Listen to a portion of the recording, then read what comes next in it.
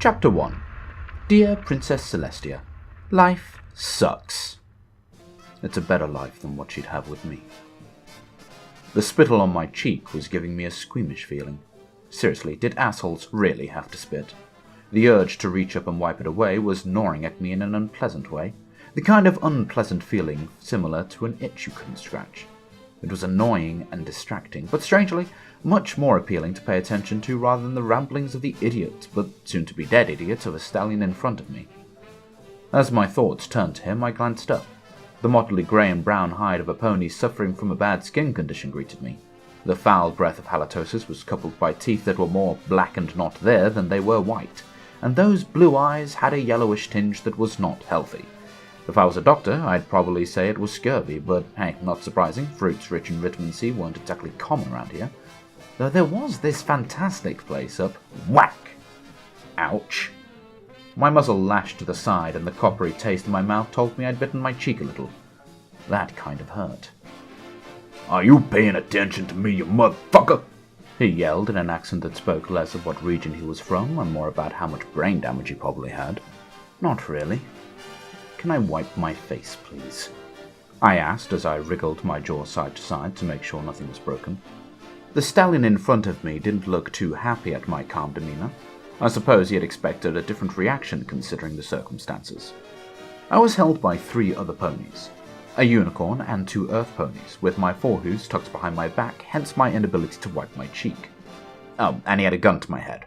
Well, one of his lackeys did, but as this idiot was apparently giving the orders, Celestia knows why, I considered it him in control of the trigger, so yes, he had a gun to my head, rather than the violet-maned unicorn beside me who kept the pistol locked in a pinkish glow against my temple. In such a situation, most of the ponies would be begging for their lives, so his confusion as to why I wasn't was understandable. "What's fucking wrong with you? Are you a stupid buck or something?" "Stallion," I corrected. "What?" The incredulous look on the varmint's face showed off his rotten teeth and turned a rather ugly bloke into a disgusting one. Truly a face only a mother could love. "Stallion," I repeated. "Buck is used for cervines and lapines, and last I checked, we don't have antlers or those fluffy tails. Buck is a slang term, adopted much in the same way as kid is for children, despite them not actually being baby goats." Whack! My muzzle lurched to the side again. Ouch. That time something clicked in my neck. That can't be healthy. "You are one crazy motherfucker," he said, nodding his head in a ridiculous manner as though confirming his own statement to himself. "You come down here. You walk straight up to me." Actually, I more zigzagged. There is the minefield, after all. Whack! Okay, my jaw was starting to hurt now. I rotated it to regain a little feeling. The sticky sensation of something dribbling down my chin told me at least some part of my lip had finally split under his blows. "You walk straight up to me," he continued. "This is my territory now. I own it," he yelled, though whether he was trying to convince me or himself, I wasn't quite sure at this point. "You insulted my mother, you piece of shit!" In my defense, you've called me a motherfucker more than once during these exchanges, so I think we're pretty even now, I replied, doing my best to shrug my shoulders, though it wasn't easy given the situation. "Oh no, we ain't even, motherfucker!" he snapped, emphasizing the motherfucker this time. "You sure? Because that's like the 5th time now." "We ain't even! You're fucking dead!" He turned his head and pulled the gun from his side holster, a nice 10 caliber pistol from Ironshot Firearms.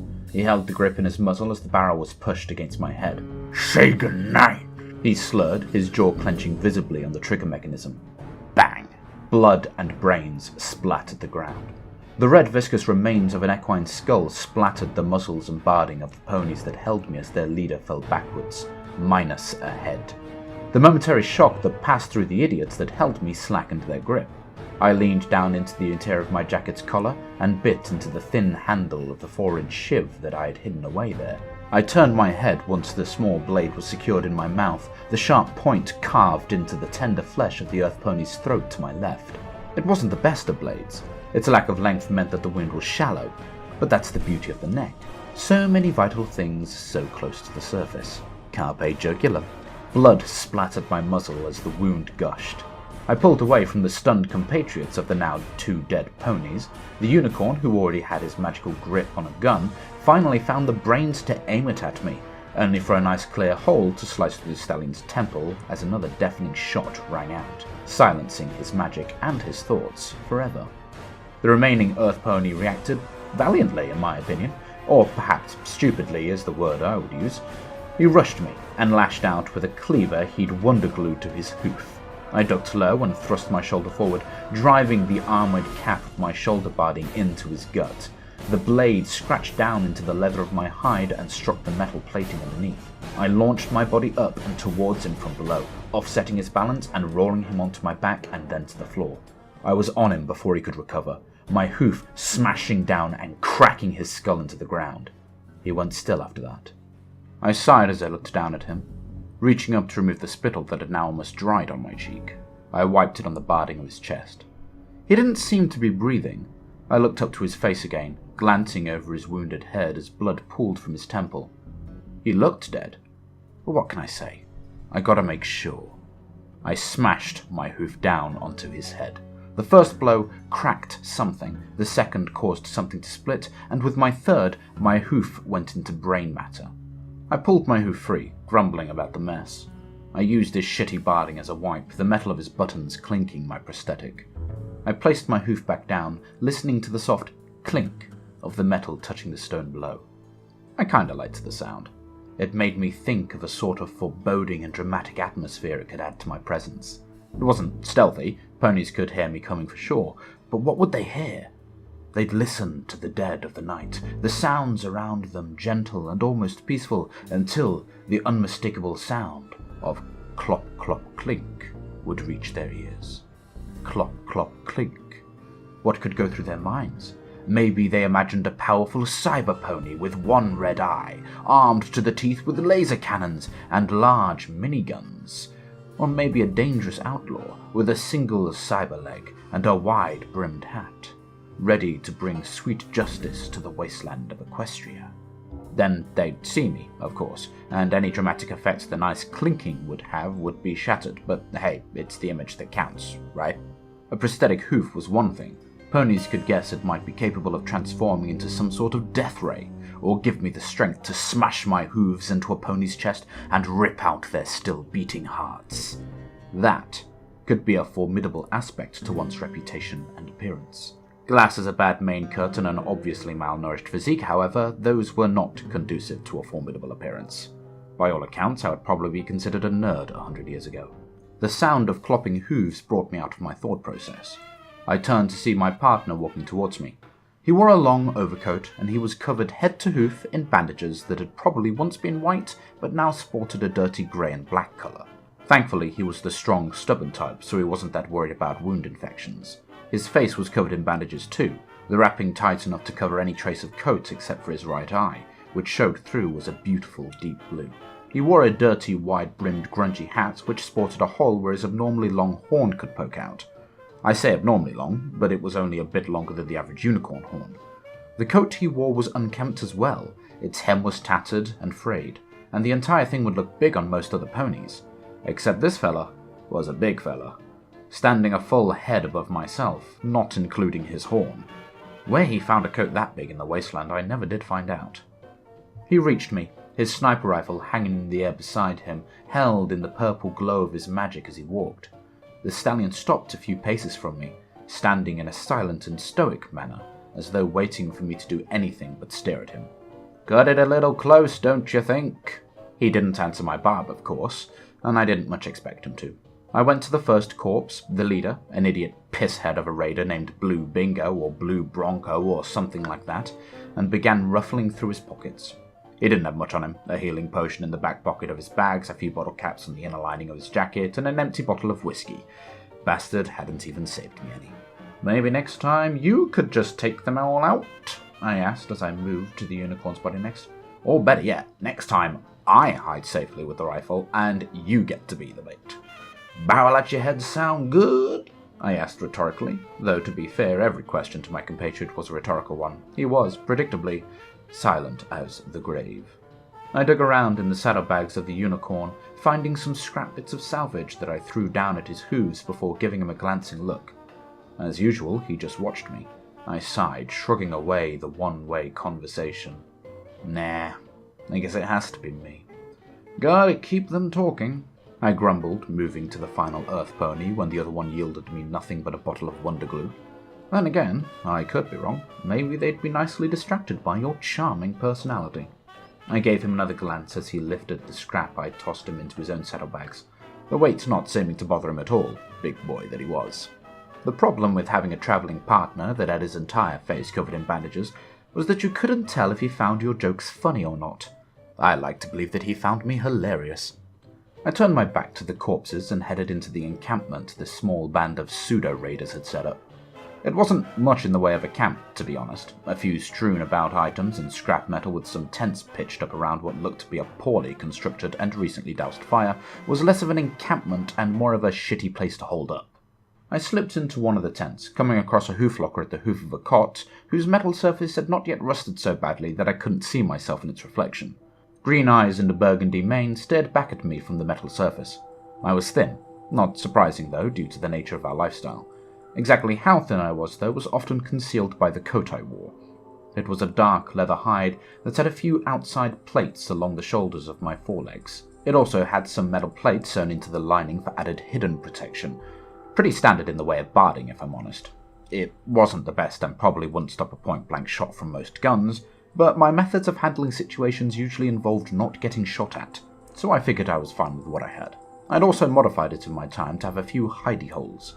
Part of the collar had a hole just big enough for the shiv I'd used on the earth pony, and the lining underneath also held a small pistol. It wasn't the best of guns, but it was good in an emergency. The lining at the bottom of my back also contained a well-concealed knife. I wasn't quite sure how I was supposed to reach it in any given situation, but the fact that it was there gave me a small measure of comfort. My name is Tome Tale. This is my diary you are reading, or listening to in this case. I'm in my mid-20s, I was born and raised in the wasteland, I have a prosthetic left hoof so I clink when I walk, and you could probably describe my coat as a sky blue, if you had a sky to compare it to anyway. Though try not to visualize such vivid colorations in your mind. The wasteland isn't kind to colors. My coat could sometimes appear just as grey due to dirt, or maybe red if I was covered in a particular amount of blood. I think at this point my chin and neck were a little caked in red. Arterial blood tends to spray and make a mess. My mane also had black splotches, caked in dirt and blood that made it more matted than styled. I needed a wash, but hey, welcome to the wasteland! A nice bath may be needed once in a while, but I'd prefer not to come out of the water glowing like an irradiated ghoul. Looking away from the surface of the hoof locker, I used my hooves in an attempt to force the lid, but predictably it was locked. Slipping out some bobby pins, I set to work convincing the inanimate object to yield its secrets to me. It wasn't difficult. There was a satisfying click before the lock sprang open. The contents were mediocre. A few shells for a shotgun, a Naughty Mare magazine, and 5 bottle caps. I took them all anyway, and headed back out, slipping into the second tent. The hoof locker in this tent wasn't locked, and didn't contain anything other than a worn Teddy Ursa telling me that these raiders had been particularly bad at keeping up the tough buck act. The third and final tent had a cot that was big enough for 2 ponies, giving me a few thoughts about the kind of relationship 2 of those stallions had. I moved over to the hoof locker and began picking the slightly more difficult lock. It wasn't long before a light click met my ears. Smiling at my victory, I opened it up and sighed as I finally found what we had come for. Of course, it would be in the last place I looked. Reaching down, I pulled out a small box that looked like it'd be at home on a mare's vanity desk in a pre-war boudoir. It was brown, varnished wood, inlaid with some gold edgings and a simple clasped latch and lock. By its design, it probably contained some jewelry or something that our client found to be of sentimental value, or maybe even actual value. But we'd been told not to open the box, so rather than satisfying my nagging curiosity that gnawed at the back of my mind, I slipped the box into my saddlebags. Walking out of the tent, I passed the waiting stranger and stepped back onto the jagged road. I jerked my head in a gesture for us to start heading back the way we'd come, and together we began trotting down what had once been a highway intersecting Ponyville with the neighbouring towns like Appaloosa. You might think that we'd be full of witty banter, but really we just walked in silence. Stranger didn't talk much. That was his name, by the way. Stranger. Or at least, that's what he called himself. Whether that was because he didn't know who he really was, or maybe it really was his actual name, I couldn't say. The backdrops of having a noun-based naming system could get a little irksome sometimes. I and Stranger had been companions for a while. Despite his habitual silence, he wasn't a mute. He could talk. He had a tongue in his mouth. He just chose not to use it. Which I suppose works for me in some ways. Ponies always said I liked the sound of my own voice, so who knows, maybe our partnership was a match made by Celestia. The road back to New Appaloosa wasn't a very long one, a few hours at most, but it was long enough to take in the sights. We'd moved around Ponyville on our journey, and from the ragged highway we trotted down, the town could be seen in the distance, barely rising above the horizon. Ponyville was considered a landmark town, even if no pony lived there anymore. It had been quite important during the pre-war years, but these days it was just a ghost town, filled with the unheard screams of the damned and the long-time dead. It was distinguished on the horizon by the crumbling remains of one of its largest and most notable buildings, the Carousel Boutique, an old, barely standing dress shop that had once been decorated in pinks, purples and golds, but now sported mottled browns, blood-red stains and faded greys. Ponyville was a magnet for raiders. They never stayed or lasted very long, but they always moved in sooner or later. Ponyville was a symbol of a time before the war, a place known to have been home to the ministry mares before the world had ended. It held a semblance of innocence. Raiders liked innocence. They liked soiling it. Turning away from the distant crumbling buildings and the spires of the old Ponyville Town Hall, I looked ahead of me. The road below me was crumbled and cracked. Centuries of neglect had made them more a path of crumbling rocks than a highway road that had once ferried vehicles and carriages. It was uneven to walk on, and the soft clink of my prosthetic hoof on the concrete was a constant in our travels. A few companions in the past had found the sound incessantly annoying, and had tried to convince me to either cap it with rubber or to boot the damn thing up, but I'd always refused. I liked the sound.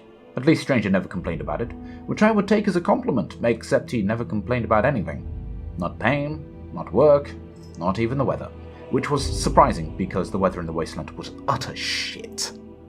As though Celestia herself had heard my innermost thoughts, the heavens took the opportunity right then to piss on us, opening wide with a torrent of rain. I glanced up at the sky and thought about cursing Celestia, but I figured that would be a disservice to her. She hadn't closed the skies. She wasn't the one that had cut herself off from the surface in a selfish act of self-preservation, leaving every pony down here to live and die and suffer in this forsaken wasteland. No, that was all the Pegasus's fault. I was slightly bitter towards Pegasus ponies, as you might have guessed. It's not so much a prejudice thing as it was just good sense. They didn't help us down here, so why should we down here give a Brahman's shit about them up there? The grey cloud above me had been a ceiling I had been stuck with for my entire life. The ground was irradiated and barren. No sunlight meant no plants, which meant little to no food, which meant we all starved while they lived all nice and safe up in their cloud castles or cloud cities or whatever they had up there. It made me grumpy thinking about it. I turned my attention from the clouds back to the road ahead. The light reeds of dead grass that littered the side of the road might seem good eating to the desperate, but they contained about as much nutrients as rocks, so it wasn't advisable. Besides, it backed up the bowels, something chronic. The way was predictably quiet, only disturbed by a couple of rad roaches that crossed our path. We didn't waste our ammo on them. A few hoof stamps settled the insects easily. "We need a big job," I said. "A really nice big job that pays enough that we could survive a month or two with no worries." I grinned, mulling over the fantastical idea. I glanced to my left when I caught sight of movement.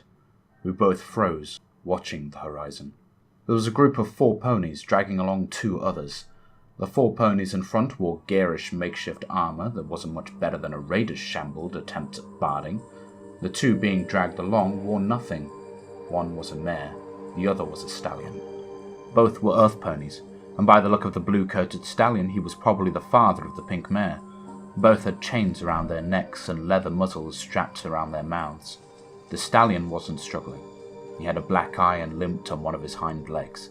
The mare, however, looked to have fight in her, periodically having to be dragged by the leashes they had attached to their collar. I could feel Stranger's eye burning into the back of my head, watching to see what I would do. I did the most sensible thing I could think of. I did what I was supposed to do. I turned away and kept walking. leaving behind the whimpers and cries of the enslaved father and daughter. It was only a little into the afternoon by the time we finally pulled ourselves into New Appaloosa. The rain had soaked our saddlebags and clothing by this point. The large gate opened when the guard saw us, tipping his hat in our direction as a greeting. "The old featherbrain here?" I asked, calling up to him. If he noticed the edge to my voice, he didn't show it. "Yeah, he's out at his usual perch, your fan," the gate sentry replied as he showed an almost toothless grin. I nodded in relief. "Thanks." The last thing I needed was to deal with a bloody Pegasus. The gate closed behind us after we'd entered. The market was on. A few stalls set up in the center of town surrounded by towering boxcars that had been placed up as makeshift defensible walls. They were manned by sentries that were pretty good at their job, making New Appaloosa one of the safest towns. They had good defenses, a decent population compared to other places in the wasteland, and that featherbrain that hung around here was, I suppose, a pretty good scout when it came to spotting approaching raiders. As I entered the market, hooves wrapped around me in a squishy and gag-worthy embrace that was similar to being hugged by jelly. It was unfortunately coupled with a smell of stagnation and rot, so I held my breath. I really didn't want to throw up and hurt her feelings. The grey and red splotched mare pulled away from me and wriggled on the spot. The few strands she had that consisted of her mane flopped in front of her unfocused eyes. New Appaloosa did have this going for it, and as far as I was concerned, she was the main reason this place hadn't been destroyed by a larger force already. No pony wanted to inconvenience or hurt the feelings of Ditsy-Doo. I took a step back from the mare and smiled. She was a little too affectionate at times and had personal space issues, but she was such a sweetheart that no pony could hate her for it. Though there were still a few ponies here or there that had reservations about ghouls on a general principle. Although, when it came to Ditsy-Doo, it was a universal and unspoken consensus that you kept your opinion to yourself. I dug into my saddlebags and smirked at her when my hoof came into contact with what I was searching for. I let her stew for a moment, that needy expression on her face becoming priceless. Before her excitement made her explode, I pulled out a box. The red band on the side spelled out, "Hoofstead Flour, all the baking goodness you need." The look on the mare's face was worth the squishy hug and more. Her bright smile lifted and beamed so bright it was like a small ray of sunshine that was only meant for me. If she could, I'm sure she'd have squeaked in joy. "It's a full box and was hard to find, so try not to use it all up too quickly," I advised her. She nodded and took it from me, hugging it to her chest before giving me a few caps in its place as payment. I counted out what she'd given me and sighed before I gave her a stern look. Her hoof began shuffling on the floor before she extended it again, allowing me to place some of the caps she'd given me back into her hoof. "You know not to do that." She nodded and gave me a bashful smile. Despite the lack of red in her cheeks, I was sure that she was blushing. I shook my head, unable to stay annoyed at her. My only irritation was that she had a habit of doing this. I didn't like being overpaid for work. 40 caps for a tub of flour was a bit much. It was 30 tops, and that's including the service of picking it up for her. I had a reputation to keep and build, and I'd rather it was a little higher than a whore that would do anything for extra caps rather than make an honest business transaction. "Run along," I said as I shooed her off. She beamed again before padding away, the few strands left of her golden tail swishing as she walked, her stumpy wings lifted high, and if they'd had bones and feathers still attached to said stumps, I'm sure they'd have been spread in delight. Yes, Ditsy-Doo was a Pegasus, and no, I had absolutely no issue with her, because Ditsy-Doo had never abandoned the surface, and to my knowledge, that mare had never abandoned anyone. A light bump at my flank turned my attention to a stranger who stood behind me. Despite him being the one to have bumped me, he was looking everywhere but at me. I rolled my eyes. It was a theory of his that Ditsy had a thing for me. I supposed it was possible. I took the time once in a while to get her things that she'd have difficulty getting elsewhere, like flour. That mare sure liked her muffins. She was also quick to hug me. I suppose I could ask her not to, but the mare liked hugs, and I'd feel bad if I denied her that just because I couldn't stand a bit of a smell and a squish once in a while. But even if she did like me, she was a ghoul, so not going to happen. I had standards, and decaying flesh was way below them on the dating scale. "Come on," I grumbled, and together stranger and I strolled off into the bustling market. They seemed to be having a good haul today. There were a few groups hanging around some of the merchants, and the tinkering of caps told me that a fair bit of profit was being made on both sides.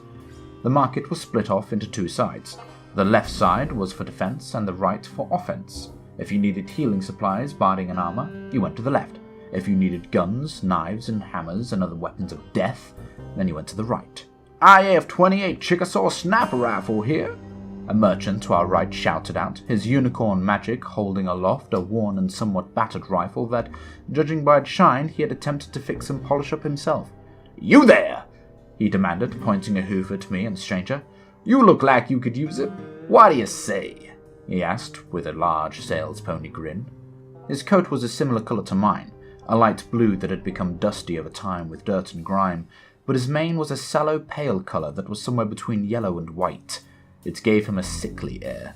5,000 caps, he announced with sparkle in his eyes, a telltale sign that he thought that's a fair price. I could get 2 rifles in better condition for that much. Besides, we don't need it, I said. The sales pony drooped as Stranger slipped out his II-12, a sniper rifle made by Ironclad Industries.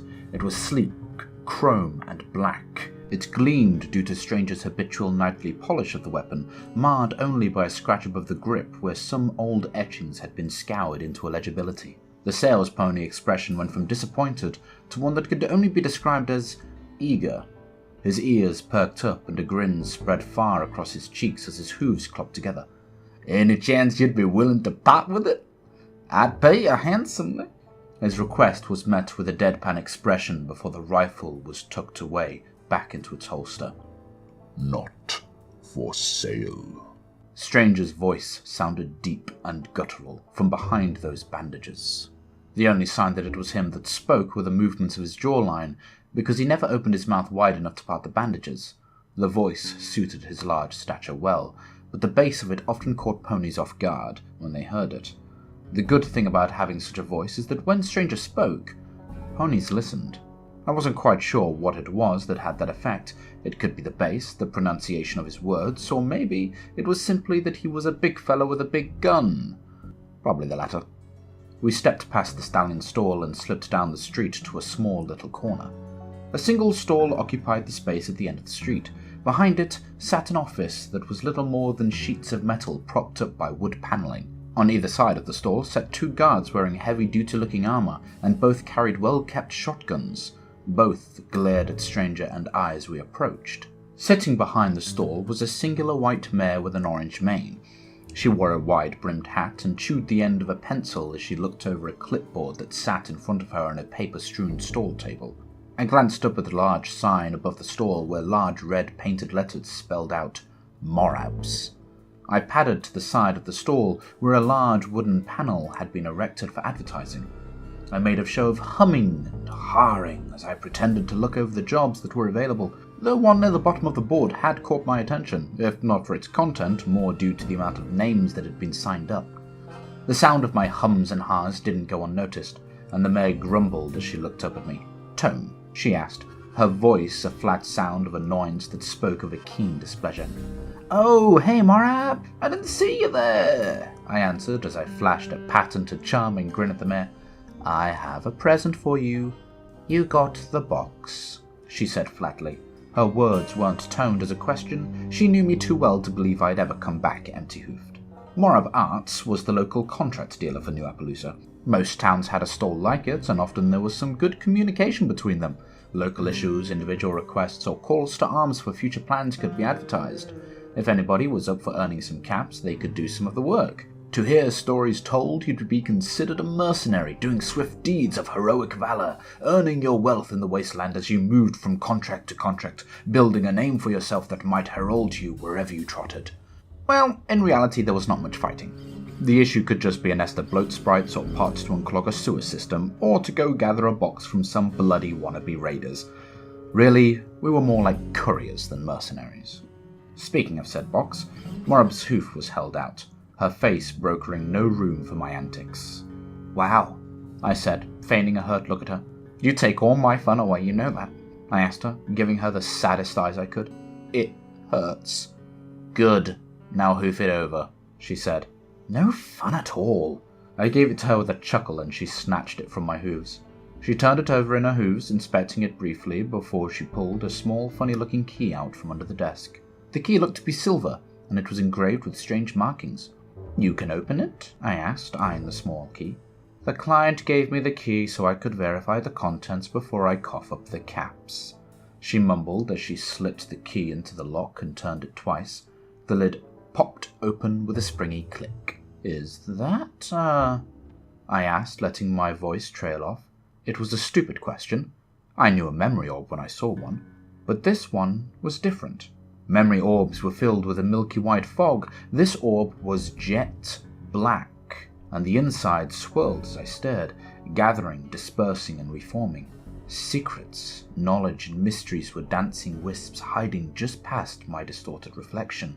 The lid snapped closed, and the lock clicked as Marb sealed it, slipping the box under the table and out of sight. So, a memory orb? I asked curiously. I'm not at liberty to talk about it. That's the client's business, not yours. She pulled out a stack of caps and slid them over to me. Take your earnings. Well, who's the client? I might want to ask them some questions, I asked as I put the bottle caps away. I'd count them, but Mora wasn't stingy on the caps. She paid what the job advertised, and that was that. Steambolt, she said, giving me a glance. The slaver? I asked as my curiosity screeched to a grinding halt. Yup.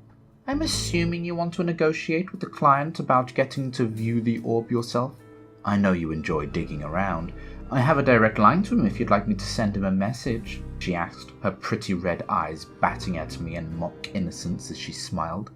No, I don't think so, I grumbled, sitting back. I wonder if I could sneak into a place sometime in the night and steal the orb before she could send it off on courier. Say, your bar open tonight? I'd love to spend a few caps on some good drinks. I lathered my voice with all the niceties I could muster, giving her my most innocent and award-winning smile. Rather than pretending to get drunk in my bar, take a bed there for the night, wait for the place to calm down before you sneak around my place and steal the orb for a few hours, she said. You could always ask if I'd be interested in letting you view it for a price before I give it to Steambolt. I gasped. What? Sneak around your home? I would never... I stopped when I met her eyes. I scratched the nape of my neck. So, how much? 10,000 caps, she said with a smirk. I coughed. I couldn't help it. I felt like I was choking on my tongue. How much? I demanded. Just to view an orb? It's information, she shrugged. Information is as pricey in the wasteland as anything else. You should understand that. Didn't you once pay 500 caps just for a book? I turned away from her and grumbled under my breath. It was one I hadn't read yet, I defended. Wow, a book you haven't read. I hear they're becoming rare. Didn't you clear out the Ponyville library last month just to read books in there? How'd that go? Not well, I mumbled, the memory of the incident bringing a sour taste. Raiders had started painting blood on the walls. Blood ain't good for books. Most of them were mush. There must have been hundreds of books in there and like 12 were actually legible, I grumbled. You read all 12? She asked, her brow rising in curiosity. I nodded before scratching the back of my neck again. Anyway, you owe me another 200 caps. I do? Yeah, I nodded. The contract had a bonus on it. If I killed Bronco and his lackeys, there was a 200 cap bonus. I stood there smiling. With those caps, I could at least get a few drinks, some healing potions, maybe get some patching up done on my barding. I sat there waiting for her to give me the caps, but all she did was lean over the table and start looking down at my hooves as though searching for something. What? I asked, glancing down, trying to see if I was trotting shit everywhere or something. I don't see 'em, she said as she shrugged and slipped back into her rickety seat. What? I repeated. She was about to cheat me out of some caps. I knew it. Heads, she said as she turned back to her clipboard of sums and notes. The contract said to bring back their heads for a bonus, she said, casually pointing a hoof at the board. No, it didn't, I said, turning to the board. That can't be right. I slipped my eyes down to the bottom, found the contract, read over it, and grinned. Ah, ha! See? I exclaimed as I began to read aloud. Optional. Whilst retrieving the box, a bonus of 200 caps will be made available if Bronco and his group are executed. I grinned. Keep reading. Her voice and confidence were irksome. I slipped my eyes down to the next paragraph. Proof of each optional objective shall be needed to validate their completion. The heads of Bronco and his gang should be presented with the box to be considered eligible for the mentioned bonus. I finished, dumbfounded. I don't see any heads, Marab said, not bothering to look up from her clipboard. I seethed. Oh, buck you! You could get easy info from the area to confirm they're dead. Fuck you too. Dead don't matter. Heads matter, she replied, still not lifting her eyes to meet my gaze. You got any more jobs then? Because without that bonus, I've not earned enough to buy a round of drinks, let alone fix up my gear. I was counting on that bonus. And I'm counting on a stallion with a tree trunk between his legs to sweep me off my hooves and carry me into the sunset, she said. But sadly, that's not likely to happen. Just like you and your jobs, they're all full. I flashed another grin. I'm quite well endowed. This time she looked up at me, and while she may have tried to hide it, I could see her eyes flicker down my body before they hardened and her smile turned into something more akin to a sneer. Sorry, I've got a rule about bumping flanks with the local asshole, she said sweetly. I sighed and turned my attention back to the board. You must have something for me. Guys gotta make a living, I mumbled, my eyes perusing the different contracts. But she was right. They'd either been crossed out as done or already had names signed up to complete them. Near the bottom was the contract that had caught my attention earlier. This one had a lot of names. Well over 30. Client, Steamboat, Steam City Slaver. Location, Niagara Falls, Oasis. The Niagara Falls Oasis? Why would any pony willingly go there? I shook my head and continued reading. Details. There is a stable beneath the Niagara Falls Oasis, which has recently been discovered. Stable 2B? Stable 2B? Stables didn't have A and B series categories, they were just numbered from 1 and up. This contract was making less and less sense the more I read about it. I continued reading anyway. This stable is reliably sourced to have advanced technology that is within the interest of the client. Acquisition of this technology is considered priority 1. Optional. Chances of stable being occupied is less than 20%. If in the case of occupation, live acquisition of stable residents considered secondary priority. 400 caps per resident bonus. I stared at that optional objective and let out a sigh. This was an acquisition and potential slaving contract. Well, that wasn't fun. Pay 10,000 caps per person? Well, that explained a few things. Niagara Falls was a death sentence, but for 10,000 caps just for participating, there were always going to be a few that would jump at such a contract. And with 400 caps as a bonus per head, a group of 30 infiltrators, a stable averaging holding of around 500 to 1,000 residents, this was a life-changing contract. A pony could make their life worth living with this kind of contract, and it wouldn't be that hard. I glanced up at the sign list. All 30 slots were filled. I thought about it for a moment before checking some of the names. When I spotted 2 familiar ones, I grinned as a plan formed in my brain. I turned back to Morab smiling. Sir, about that drink tonight.